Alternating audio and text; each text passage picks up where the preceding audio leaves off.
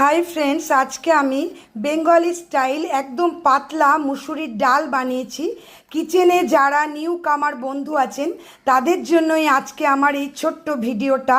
প্রথমে মুসুরির ডালটাকে একটু নুন হলুদ জল দিয়ে আর অল্প তেল দিয়ে সিটি মেরেছি। দেখুন ডালটা কিন্তু আমাদের বেশ পাতলা।